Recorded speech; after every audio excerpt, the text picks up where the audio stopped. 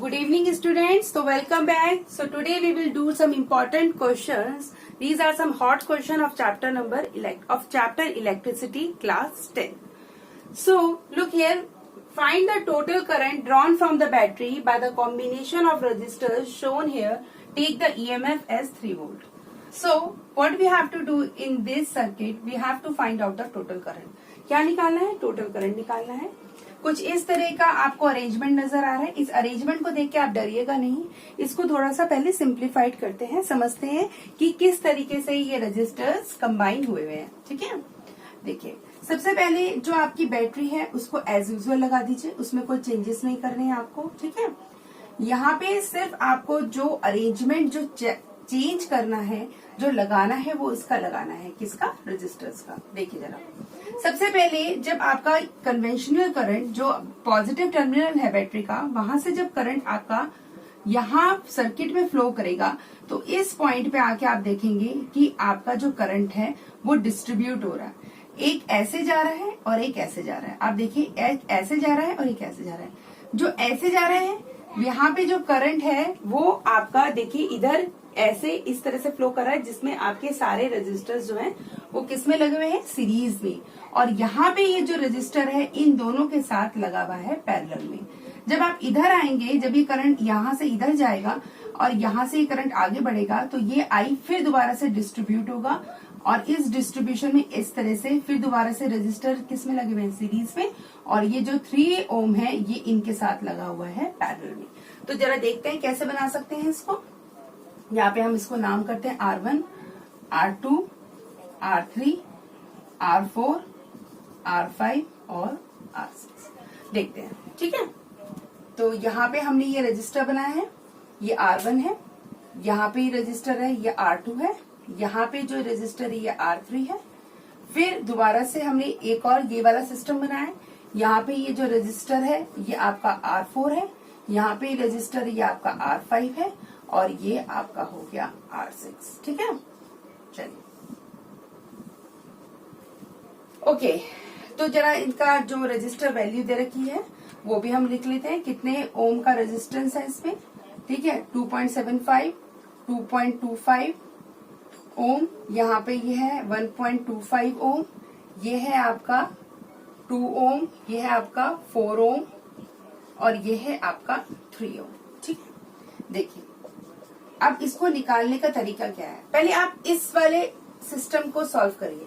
इस सिस्टम में R1 और R2 जो है वो सीरीज में है, जबकि R3 जो है वो R1 और R2 के पैरेलल में. पहले इनको ऐड कर लेते हैं. R1 प्लस R2 करते हैं.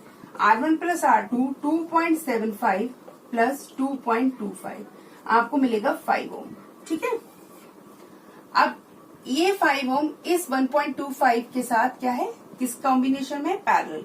तो पहले यहाँ का निकालते हैं. 1/5 प्लस 1/1.25. पॉइंट हटाइए, ऊपर 100 आ जाएगा. जितने पॉइंट आप हटा रहे हैं, जितने आप देखिए यहाँ पे 1 2 तो आपका 100 ऊपर आ जाएगा. नीचे से हटाएंगे ऊपर, ऊपर से हटाएंगे नीचे. तो इसका एलसीएम मैं 125 ही ले लेती हूँ. 125 एलसीएम लूंगी तो 25 5 जब 125 तो यहाँ पे 25 आ जाएगा प्लस 100. आपको आंसर मिलेगा 125/125 and you will get only 1 ओम. तो इस पूरे सिस्टम का जो टोटल रेजिस्टेंस आया वो है आपका 1 ओम. चलिए अब यहाँ पे आते हैं. यहाँ पे R4 और R5 दोनों सीरीज में है. ठीक है, ऐड कर लेते हैं. ऐड करके आपको मिलेगा 6 ओम. अब ये 6 ओम 3 ओम के साथ क्या है? पैरेलल में. 1/6 प्लस 1/3 एलसीएम ले लेंगे बेटा 6 और आपका आंसर आएगा 1 प्लस 2 3/6. ठीक है, 3/6. तो अब देखिए यहाँ पे मान लीजिए, सपोज करिए ये हमारा है RA और ये है मान लीजिए आपका RB. This is your 1/RA and this is your 1/RB. चलिए पहले RA निकाल लेते हैं. तो RA क्या होगा? Reciprocal of this. इसका रेसिप्रोकल कर दीजिए, क्योंकि 1/RA दे रखा है आपको. 1/RA हमने निकाला है, वो है 1 ओम.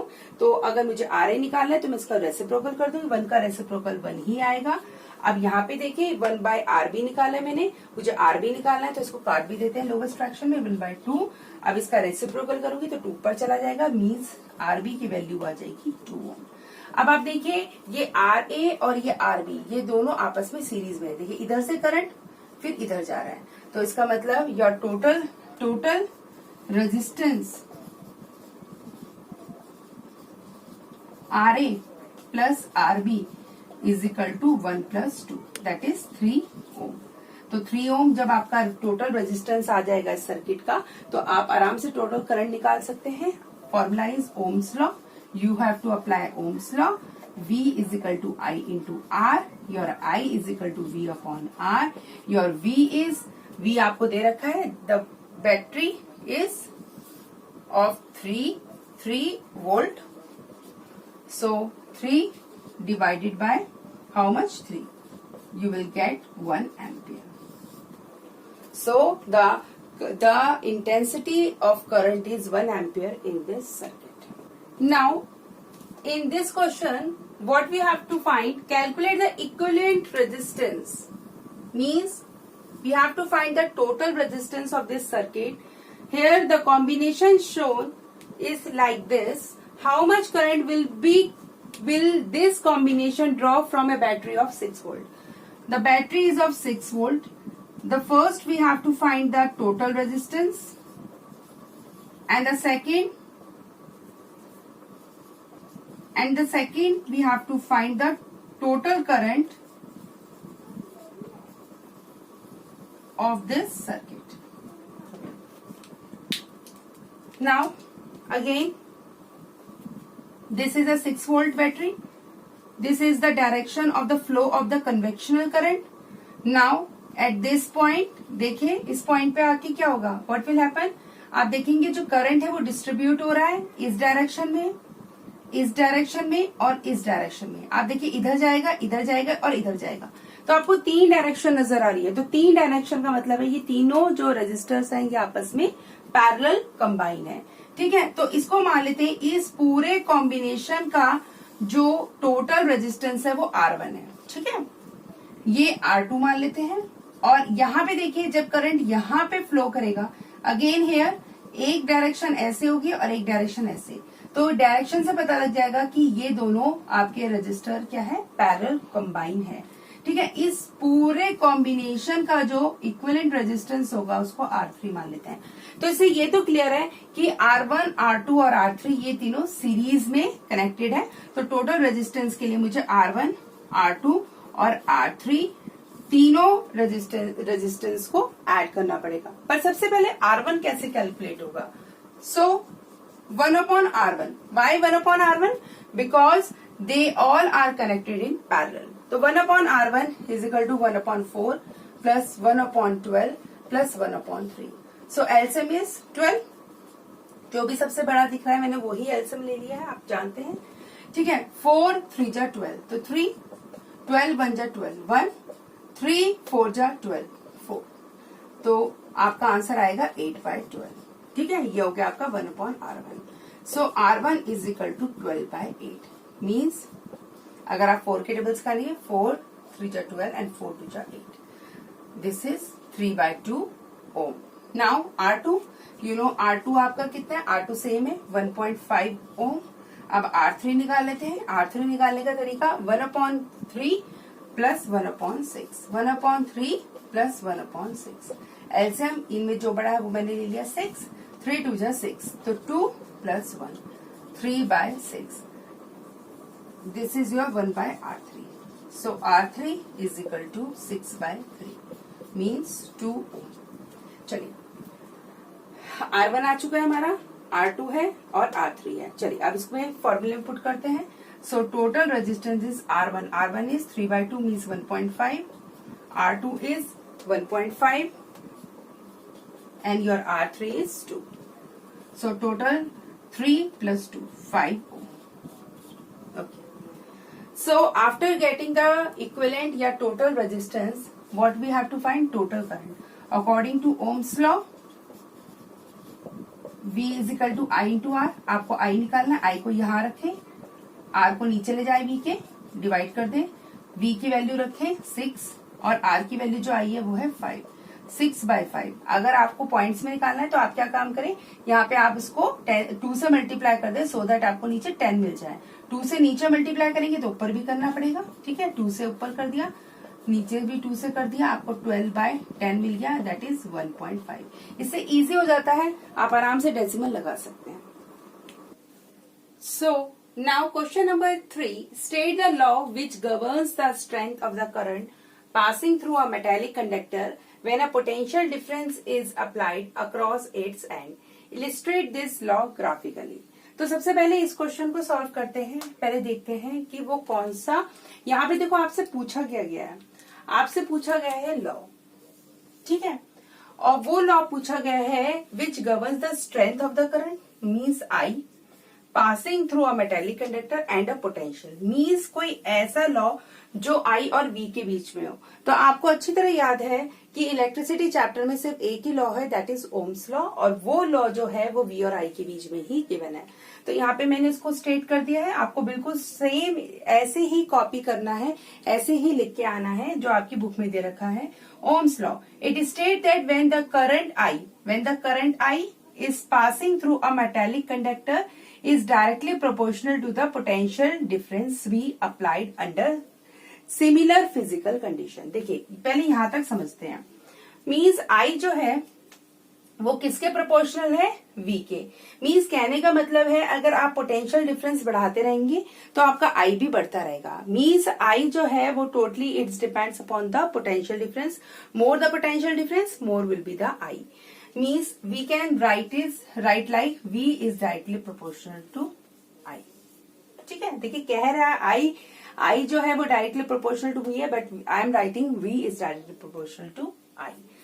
Okay, now under similar physical condition means हमें फिजिकल कंडीशन जो है हमारे टेम्परेचर जो है वो चेंज नहीं करना है, और जो हमारा रिलेशन आएगा वो आएगा V is equal to I into R। देखिए यहाँ पे ये जो प्रोपोर्शनैलिटी का साइन है इसको जब हम हटा के इज इक्वल टू का साइन लगाएंगे तो यहाँ पे एक कांस्टेंट इंट्रोड्यूस करेंगे, and that constant is nothing but that is R। R is nothing but the resistance of that conductor, that metallic conductor, ठीक है। चलिए, here R is the resistance offered by the conductor and it can be graphically shown as below। देखिए यहाँ पे graphically आप ऐसे represent करेंगे, आप x एक्सिस पे लेंगे I और y एक्सिस पे लेंगे V। आप अच्छी तरह जानते हैं this is the graph between V and I, VT graph, VI graph. तो VI ग्राफ का जो स्लोप होगा this is the slope of this graph. जब आप स्लोप निकालते हैं तो आपको पता है आप यहाँ से V2 minus V1 upon I2 minus I1. This is I2 and this is I1. I2 minus I1. You are getting my point. That means we are getting delta V upon delta I. Means V upon I is nothing but that is the slope of this graph, and the slope of the graph is nothing but that is the resistance of the conductor। ठीक है, conductor का resistance जो है वही इस graph का slope है, और हम V अपॉन I जब करते हैं तो हमें कांस्टेंट मिलता है, that constant is nothing but that is the resistance of the conductor. ठीक है, चलिए अब देखते हैं यहाँ पे इस क्वेश्चन में क्या पूछा है, मिनिमम रेजिस्टेंस। देखिए रिलेशन आपके पास है V is equal to I into R। आप जरा देखिए अगर मैं R को नीचे ले आती हूँ V के, तो मुझे क्या मिलेगा I, V अपॉन R। देखिए I और R मल्टीप्लाई हो रहे हैं, मल्टीप्लाई का साइन है, अगर आप इधर लाएंगे तो डिवाइड हो जाएगा। अब आप देखिए I and R are inversely proportional, means आप R को बढ़ाइए I आपका कम हो जाएगा, आप R को कम करिए I आपका बढ़ जाएगा। तो आपसे पूछा है मिनिमम रेजिस्टेंस, कम से कम रेजिस्टेंस, सबसे कम रेजिस्टेंस कैसे ऑब्टेन होगा।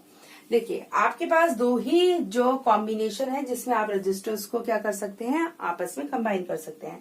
मान लीजिए इसको एक समझाती हूँ एग्जांपल देखिए, यहाँ पे गिवन कंडीशन क्या है, 3 resistors each of resistance 10 ohm are connected in turn to obtain the minimum resistance. जरा देख लेते हैं, यहाँ पे मैं साइड में आपको करके दिखाती हूँ कैसे इसको सॉल्व करेंगे।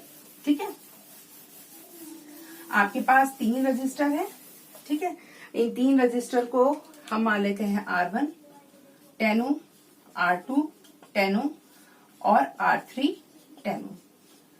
ठीक है, अब आपके पास 2 तरह का कॉम्बिनेशन है, एक है सीरीज। अगर मान लीजिए मैं इसको सीरीज में लगाती हूँ तो सीरीज में ऐसे ही मैं कनेक्ट करूंगी वन आफ्टर अनदर, एक के बाद एक ठीक है, आप देखिए यहाँ पे मैंने बैटरी लगा दी है, यहाँ पे मैंने की लगा दी है, और यहाँ पे अगर चाहे तो आप यहाँ पे एमीटर भी शो कर सकते हैं।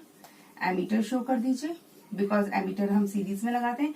यहाँ पे आप वोल्ट मीटर दिखा सकते हैं, वोल्ट मीटर हम पैरेलल में दिखाते हैं। ठीक है, याद रखिएगा अगर इसका पॉजिटिव टर्मिनल है, यहाँ से करंट फ्लो करेगा आई, और यहाँ पे आपका पॉजिटिव ही टर्मिनल बनेगा। यहाँ पे प्लस है, यहाँ पे प्लस, यहाँ पे भी प्लस, और यहाँ पे माइनस। पॉजिटिव टर्मिनल से जो अटैच्ड होगा लिंक, वो आपका पॉजिटिव साइन को शो करेगा। ठीक है, चलिए, तो अगर मैं सीरीज में लगाऊंगी तो तीनों रेजिस्टर्स ऐड हो जाएंगे, मींस 10 प्लस 10 प्लस 10, तो टोटल रेजिस्टेंस आएगा 30 ओम। अगर यही कॉम्बिनेशन बन जाए मेरा पैरेलल,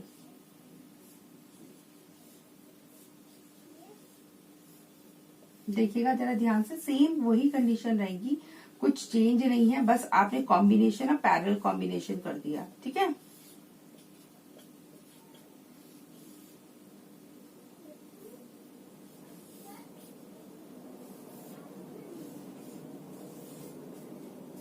देखिएगा ये पॉजिटिव है, यहां से करंट आपका फ्लो करेगा, यहाँ पॉजिटिव बनाइएगा और यहाँ पे पॉजिटिव बनाइएगा। अब यहाँ पे 10 है, यहाँ पे भी 10 है, और यहाँ पे भी 10 है, तो जो उसका इक्विवेलेंट रेजिस्टेंस होगा 1/10 प्लस 1/10 प्लस 1/10, 10 एलसीएम ले लीजिए, 1 प्लस 1 प्लस 1, तो आपका जो इक्विवेलेंट रेजिस्टेंस आएगा वो आएगा आपका 10/3। ठीक है, अब आप खुद बताइए, आपको खुद देख के पता लग रहा होगा, यहाँ पे रेजिस्टेंस आ रहा है 30 और यहाँ पे आ रहा है 10/3, तो मीन्स योर यहाँ पे इसे ले लेते हैं RS और इसको ले लेते हैं RP। RS means resistance in series, resistance in parallel. आप देखिए RS is greater than RP, और आपसे पूछा गया है मिनिमम रेजिस्टेंस, तो मिनिमम रेजिस्टेंस आ रहा है RP में, तो आप लिख सकते हैं कि आप क्या लिखेंगे यहाँ पे, when all the three resistors are connected in parallel, then only we will get the minimum resistance, and that is equivalent to 10/3। तो आप लिख सकते हैं यहाँ पे पैरेलल।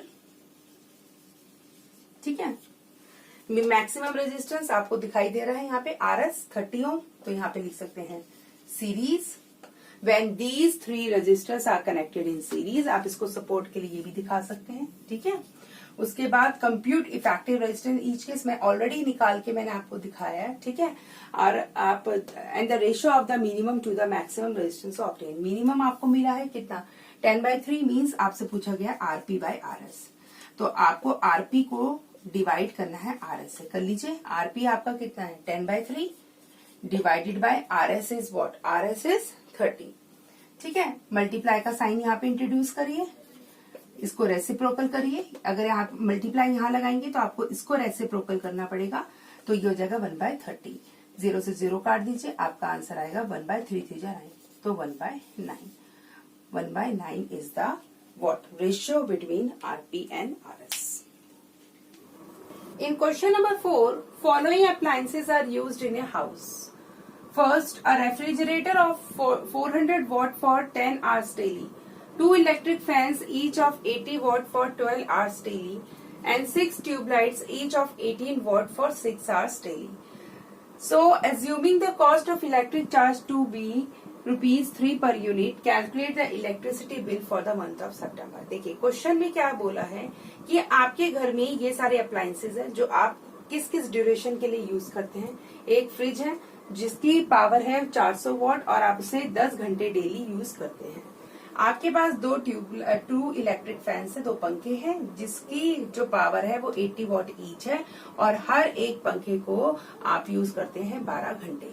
उसके बाद है 6 ट्यूबलाइट ईच ऑफ 18 वॉट, हर एक ट्यूबलाइट 18 वॉट की है, ऐसे 6 ट्यूबलाइट है, और हर एक 6 ट्यूबलाइट को आप 6 घंटे डेली यूज करते हैं। इस तरह से आप कितनी टोटल पावर यूज कर रहे हैं डेली वो पहले हम निकालेंगे। उसके बाद अज्यूमिंग द कॉस्ट ऑफ, अगर आप अज्यूम करना है कि हर एक यूनिट के 3 रुपए आपको पे करने पड़ते हैं, तो बताइएगा सितंबर के मंथ में किस तरह का बिल जनरेट होगा। ठीक है, चलिए सबसे पहले एक काम करते हैं, सबसे पहले हम निकाल लेते हैं total power consumed in a house per day. ठीक है, सो टोटल पावर कंज्यूम्ड, ठीक है, पर डे। चलिए सबसे पहले फर्स्ट वाला देखते हैं, refrigerator 400 what, multiply by 10 plus 2 electric fans, पहले आप 2 कर दीजिए क्योंकि 2 है, ईच ऑफ 80 वॉट 80 से मल्टीप्लाई करिए, ठीक है। उसके बाद 12 घंटे डेली। तो आपका इस तरीके से, आप चाहे वॉट हटा दें, आप खुद समझिएगा कि ये जो पावर निकल के आ रही है वो आ रही है आपकी वॉट में, ठीक है, यहाँ वॉट में आ रही है। चलिए उसके बाद चलते हैं थर्ड केस में। यहाँ पे 6 ट्यूबलाइट है तो 6 को करिए, किससे मल्टीप्लाई करेंगे, 18 वॉट ईच, हर एक ट्यूबलाइट 18 वॉट की है और साथ के साथ वो हर एक ट्यूबलाइट 6 घंटे यूज हो रही है, ठीक है। चलिए इसको देखते हैं कितना आंसर आना चाहिए। तो ये आएगा आपका 400 into 10 4000 plus now 2 multiply by 80 multiply by 12, 12 2 जा 24, now 24 multiply by 8, 8 4 जा 32, 3 8 2 जा 16, 17 18 19, तो 1920 what is the answer। Plus यहाँ पे देखते हैं 6 6 जा 36, 36 मल्टीप्लाई बाय 18, यहाँ पे कर लेते हैं 36 मल्टीप्लाई बाय 18, 6 8 जा 48, 4 8 3 जा 24, 24 प्लस 4 28, 3 and 6 14 1 6 4 8। चलिए इनको ऐड ऑन कर लेते हैं, इनको ऐड ऑन करके देखते हैं हमारा क्या आंसर आ रहा है। तो ऐड ऑन करके हमारा आंसर आ जाएगा, एक बार यहाँ कर लेते हैं, ठीक है, साइड में।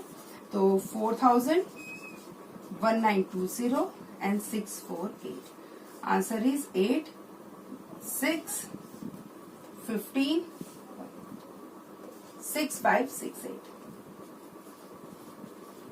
वॉट, ठीक है। एक बार आप चेक भी कर लीजिएगा कि कैलकुलेशन सही है या कहीं गलती तो नहीं हो रही है, ठीक है, एक बार चेक कर लीजिए। चलिए अब हमें क्या करना है, अब हमें जो लास्ट में हमें दे रखा है the cost of electric charge to be ₹3 पर यूनिट। तो पर यूनिट का मतलब क्या होता है, 1 यूनिट मीन्स 1 किलोवाट आवर, ठीक है।